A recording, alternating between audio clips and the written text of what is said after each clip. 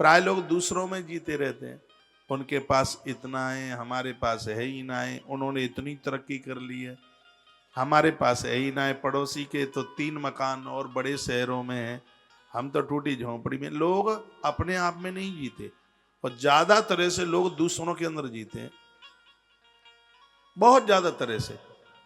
एक दीदी बड़ी परेशान थी, मैंने कहा जी जी क्या बात है, तुम्हारा कछु मोह लटको सो लटको हुए, कोई कारण तो होगा।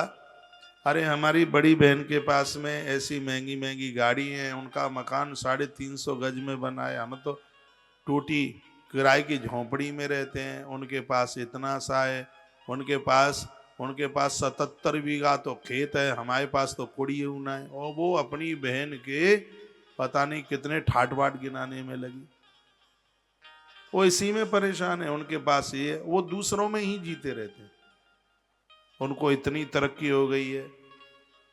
जब बूढ़े बूढ़े दादा लोग भी अपने बच्चों को ऐसे ही कोसते रहते हैं, कहते हैं देख वो इतने नंबर आया लेके आया, उसने इतने प्लॉट खरीदी दिए, उसने बाप की इतनी बना दी, उसने इतना सब ठाट बाट कर दिया।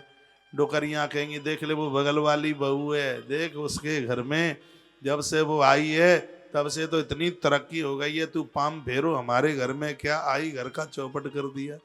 वो दूसरे में ही, वो उसको तो अपनी बहू में तो मन ही नहीं लगता डोकरिया का। वो फलाने की है रामकली की बहू ऐसी है कि बस पूछो ही, मतलब वो रामकली की बहू में ही जी रही है। तो मैं रामकली की बहू से काम नहीं बनेगा, काम चलेगा अपनी बहू से। प्राय लोग दूसरों में ही जीते रहते हैं। वेद बड़ा अद्भुत है, छोड़ा नहीं किसी को, प्राय दूसरों में ही।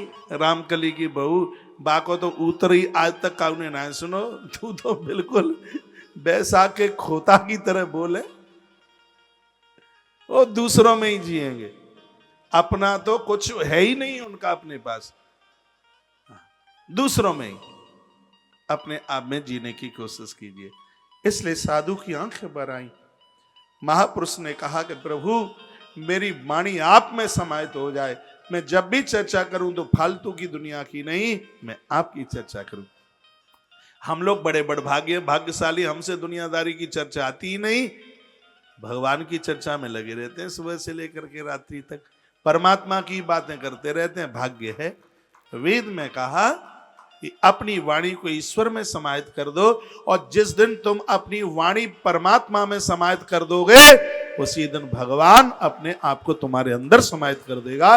और जिस दिन भगवान ने अपने आप को तुम्हारे अंदर समाहित कर दिया उस दिन तुम्हारी वाणी वरदान बन जाएगी। तुम जो कह दोगे वो पूरा हो जाएगा, वो पूरा हो जाएगा।